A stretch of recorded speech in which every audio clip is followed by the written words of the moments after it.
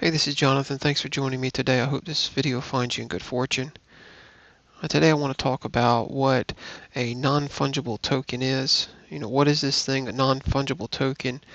Uh, some of the stuff that's being done with them right now, and then some of the stuff that is coming down the pipe that can be done with them in the future. Some of the impact that it's quite possibly going to have on all of society in general, really. So let's talk about what a non-fungible token is to start with. You have fungible tokens and you have non-fungible tokens. Uh, Fungible tokens, it, it would be like a group. Like fungible token would be like, say the group is called, say it's a cat group. Okay, so they're all cats, right? So they're all in group cat. That would be a fungible token, right? Cat token. Now you might have um, different breeds of cats, and this would be a non-fungible token. Now they're all in type group cat, but there's different breeds within that group. That would be the non-fungible part of the token itself. For instance, another example is your driver's license. The fungible part of it is the driver's license itself. We all have driver's license, and they're all in group driver's license. The non-fungible aspect of your driver's license is your information and your image on that. That's unique to you, right? That's uniquely to you. So a fungible token is a asset that's in a group, like for instance, Bitcoin, right? A non-fungible token would be a image that would all be in the same group, but would be uh, unique. All of them are different, are completely different. Um, we're all people, right? We were in group people, group human, right? But we all have non-fungible fingerprints and retina scans. This is the non-fungible part about us. About us, these are unique aspects. We all may be people. We all may, we're in group human, but we all have unique fingerprints and retinas, and that would be the non-fungible part of it. So let's talk about what is the non-fungible part. You see an image. The image can be copied and put somewhere else. Well, the non-fungible part of the token is the policy number. So when you create an NFT, it is created underneath a policy number. When the NFT and that policy number is completely unique. If you don't understand what the blockchain is, then just a brief overview of what the blockchain is. The blockchain is it's basically a file system that's linked, and all the files previous, all the files on the end refer to all the previous files. Okay, and as the blockchain becomes longer, those files become even more secure because it's like a history. It's like a history searching. It's all the blockchain's always saying to itself, okay, what does the history look like? What does my history, the chain of files, look like behind me? And it's comparing those chain of files on multiple computers all around the world to verify that the new block is connecting itself to the existing blocks, and that all the records of those existing blocks are uniform around the world on all the computers that blockchain is stored on. Okay, so this is what makes it so powerful. But so this policy number, when the NFT is created on the blockchain, then this policy number can be traced, and all the assets created under this policy number can be traced back to that original creation date, that original creation place and time. through this policy number. So this is a unique ID given to these individual non-fungible tokens that are completely unique, right? But they're all of type policy number, and these are unique items. They have their fingerprints, they have their policy, and it's stored in the blockchain. It can be traced back through policy number. It can be traced back through transaction text. The idea that they talk about money laundering. I hear lots of stuff like, oh, cryptocurrency promotes money laundering and things of this nature. The the record of the blockchain is public. You can take any of these tokens and you can trace the hash, you can trace the text transaction all the way back to its origins. So it's completely traceable for anything. It's a public blockchain.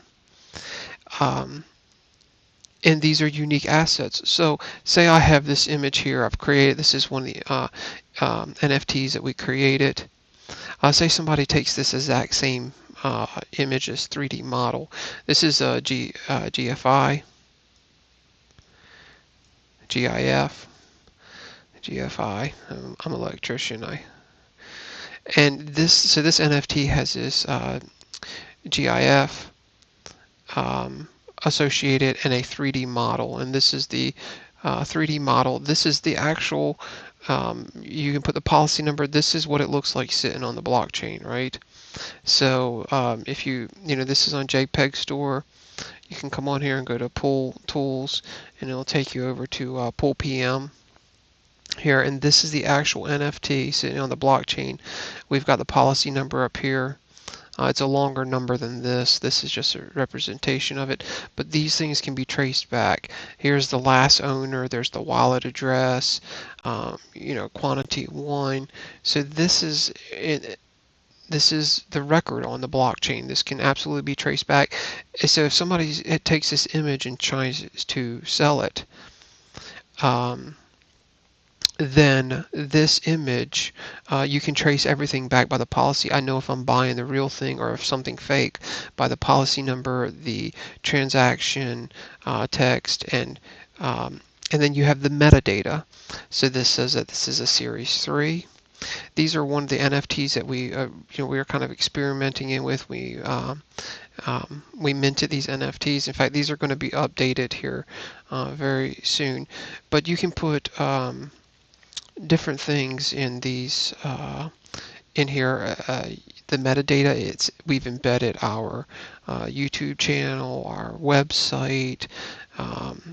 There's a little copyrighted, In Good Fortune retains the copyright to any logos in this. So, if you think about it, if you have an idea now, you go and you have it patented, right?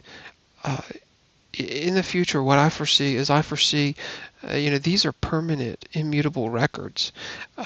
You have an idea, you turn it into an NFT. NFTs can be music, they can be 3D images, they can be 3D models like this, right? It can be, like I said, it can be music, this can be legal documents, this could be your ID, this could be your property, the deed to your property. Anything that you have in the real world can be represented in an NFT. This can just be intellectual property. This can be, my thoughts that I want to copyright. I put them on the blockchain. That information is immutable. It cannot be erased. So as long as you have nodes and you have the blockchain up, this information is there.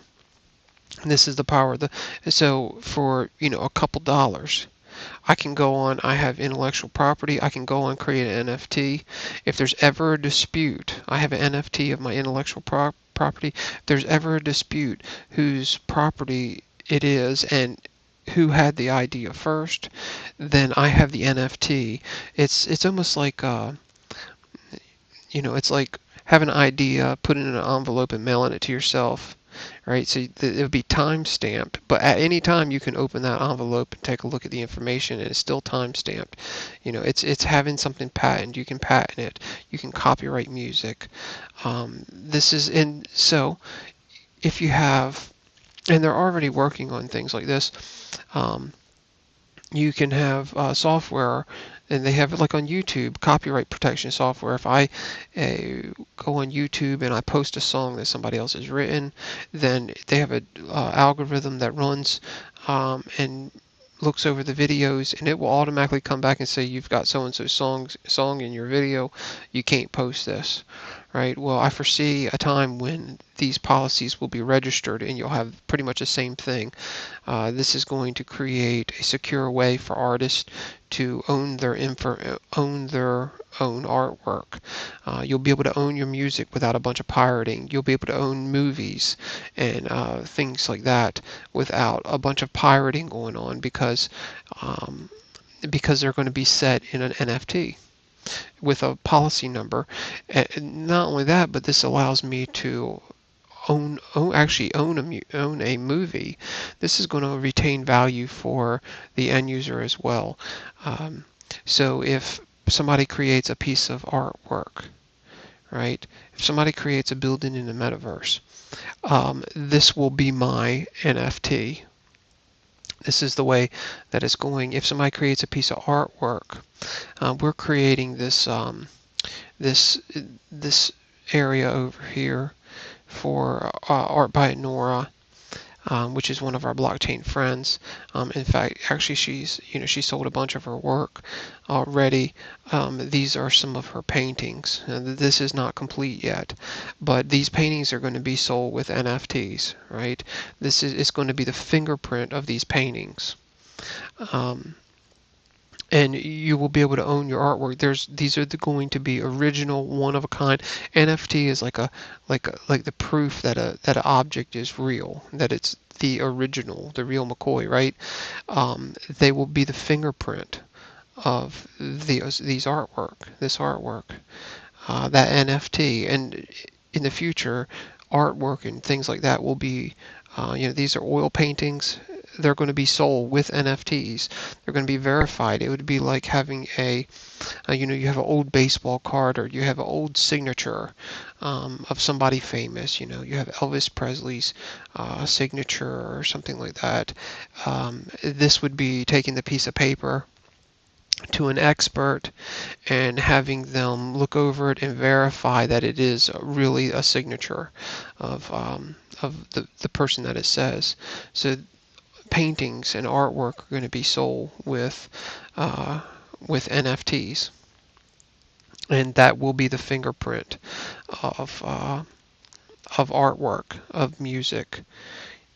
So you're actually, not only that, but NFTs allow you to have royalties attached. So for instance, these paintings here. So some of them have sold.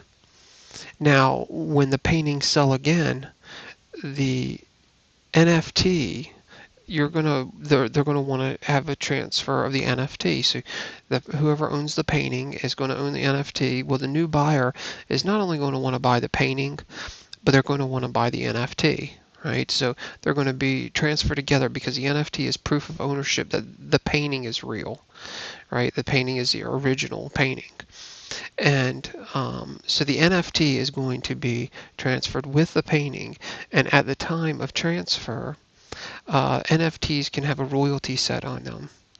So every time these paintings transfer hands and are sold, there can be whoever the artist is can set up the royalty, and that royalty can be paid back to them.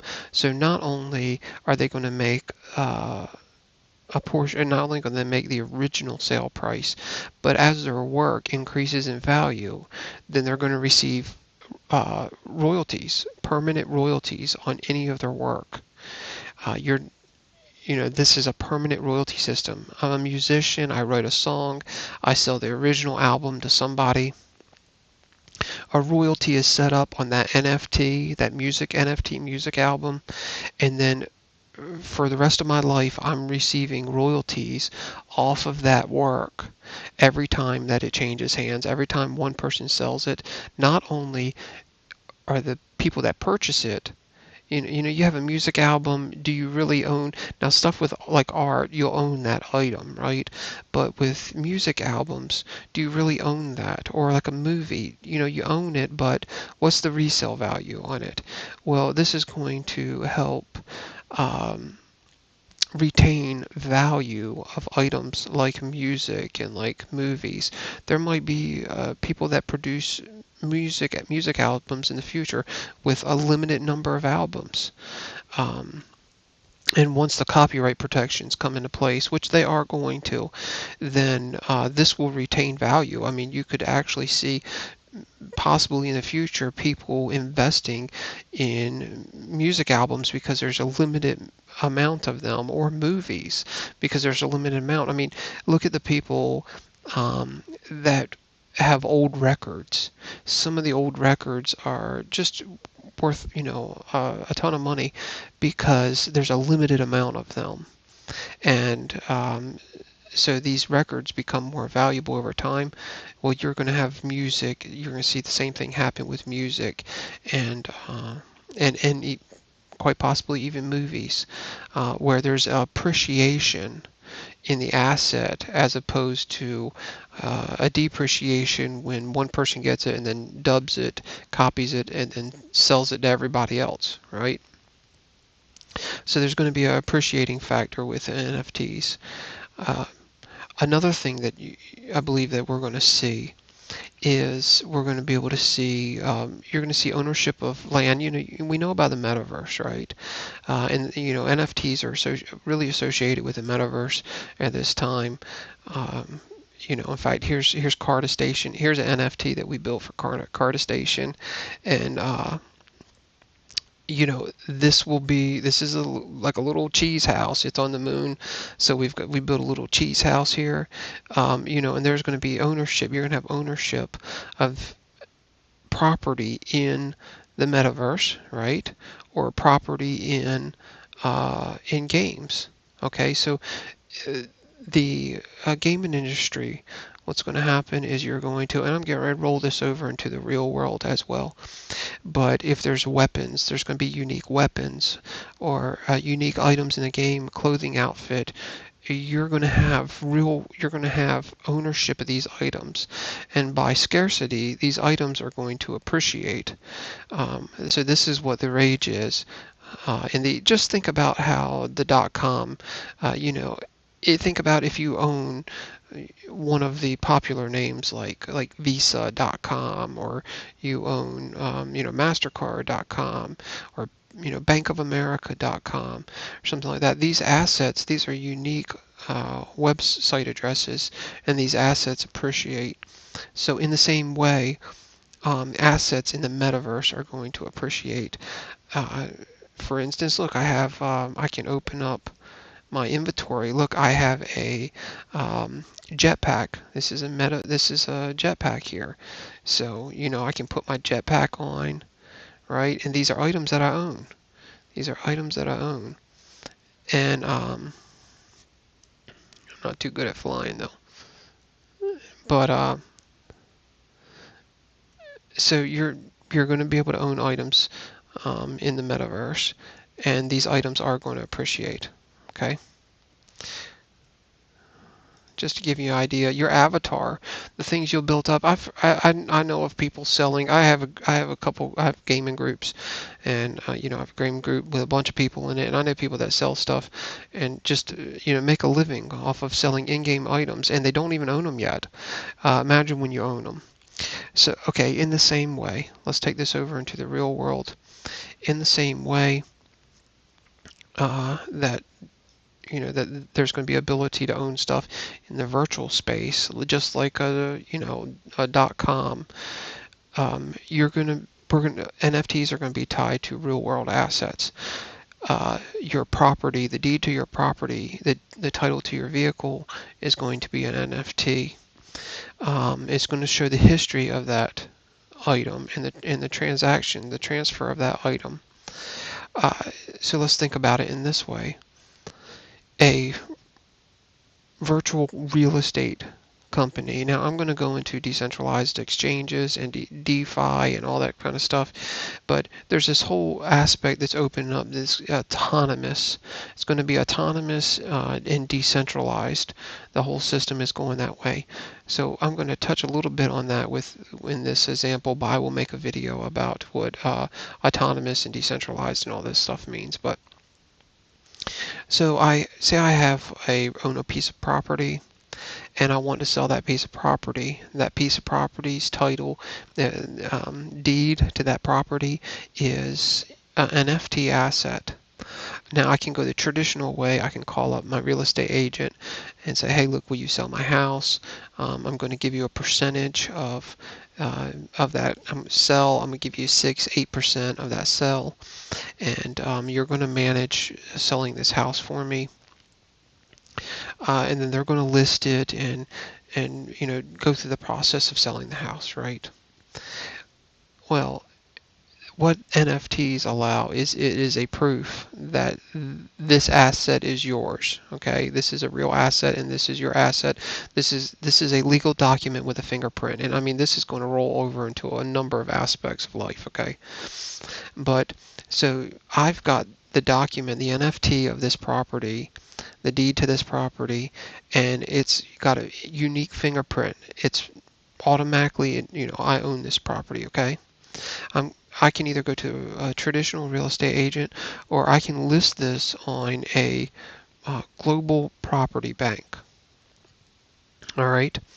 And I'm going to list this NFT in a smart contract, and this contract says that this NFT is going to be transferred to another party as soon as a specific payment is made. Okay, $500,000. So $500,000 or Bitcoin or something. As soon as this payment is made, this NFT is going to transfer to the other person. This is autonomous. This is automatic, and maybe there's a percentage paid. There's no brick and mortar, there's no overhead. And now you might say, well, who's showing the property? Or we'll get into that. So there's no, I'm not paying a person to go show the property, right? This property is being, the title, the deed, I'm not having to pay a lawyer. How much are the closing costs on this property? Am I having to pay a lawyer for closing cost? Am I having to pay anybody to, transfer any titles or deeds or any of that kind of stuff? Is the property owned free and clear by me? Right? There's a transaction text on the blockchain. All this information will be tied to this NFT. So this NFT will have all of the history of the property. It's a immediate transaction history. So it will be known whether I actually own this property or not, or whether there's a lien on it, on this property or not. And the NFT, if I want to borrow money against the property, I can tie the NFT up into a smart contract and borrow against that smart contract. Okay? So this is autonomous, right? This can be done without, it's called a trustless system. This is without any third party, without any lawyer, without any, going down to the city and having, anything, the deed and title checked and all that stuff. This is completely autonomous, without any third party, without any person in the middle that you would have to trust. This would be a trustless system. So I can put it on there, my NFT that has my property. This property can be transferred to another party upon payment. Okay.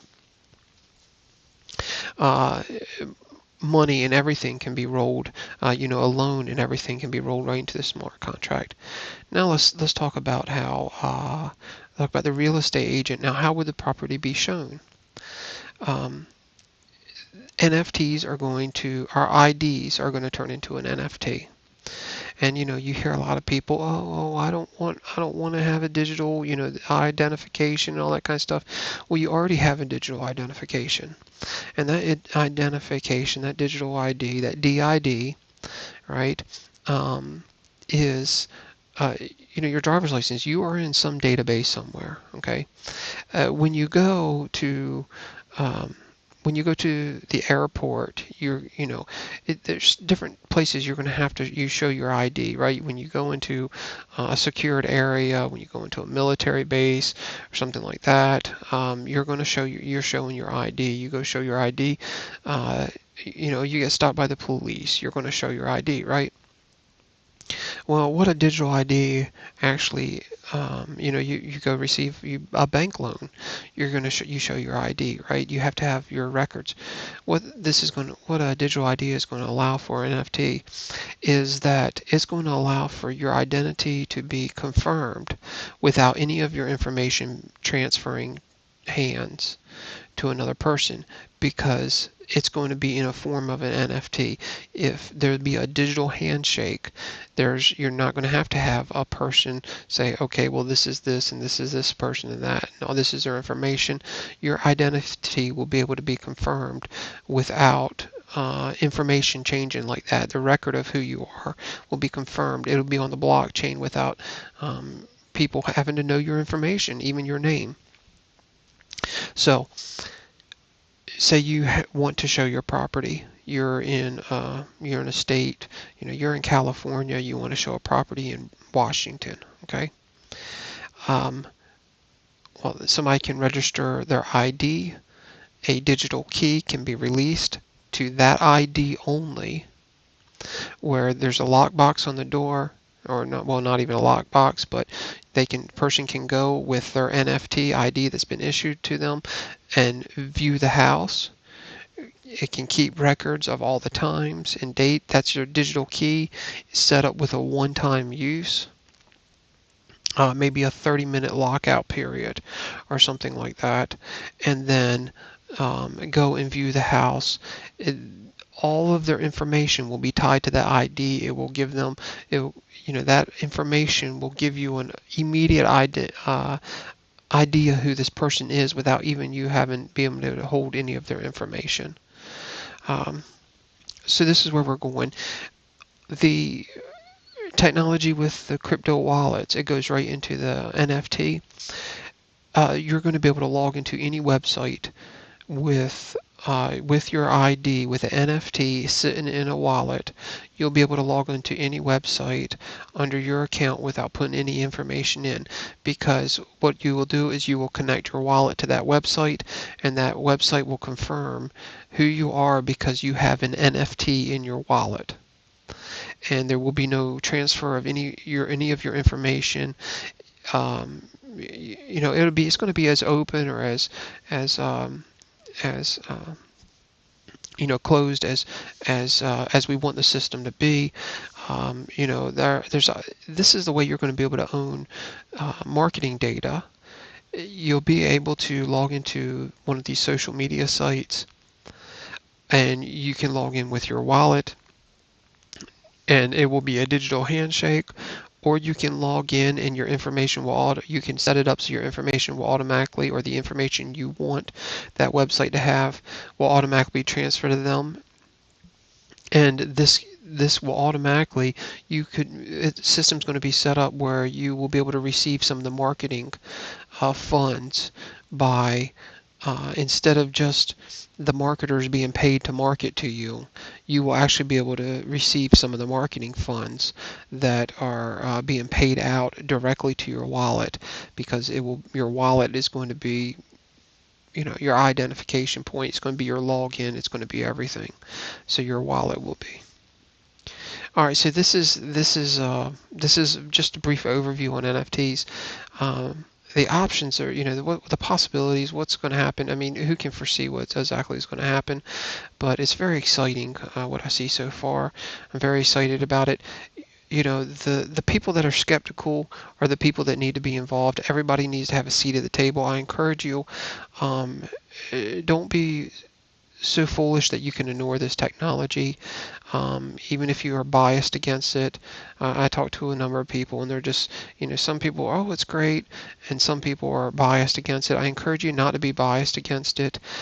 You want to have a seat at the table, and you want to have a say in how things are going to go. Speaking of that, make sure you check out probably my last video, and we're going to have a learning space underneath the In Good Fortune website that's talking about staking and the and Project Catalyst. Actually, I might do the staking one. I might have not released already, but I do these on times. So, but the Project Catalyst, make sure you check out all of our videos in the learning series. Staking, that stuff is going to give you the seat at the table. The Project Catalyst video, these are the place. This is what you want to be looking into and finding out about right now, so that you'll have that seat at the table. So, okay, I don't want to make it too long, but make sure you check out our blockchain friends. Um, so if you want to support the channel, look, make sure you comment on this video if you have a project you want us to look at, or if you have your own project that you want us to look at, somebody else's or yours. Comment on the video, tell us about it, we'll take a look at it. Just comment on the video anyway. Commenting on the video and giving it a like helps the algorithm, helps it be spread around, this information be spread around. We really do appreciate it. And and if you also want information about joining our blockchain friends list, then just just shoot me a DM, and we'll give you the rundown on that. So, okay, look, y'all are beautiful, and I will see you next time.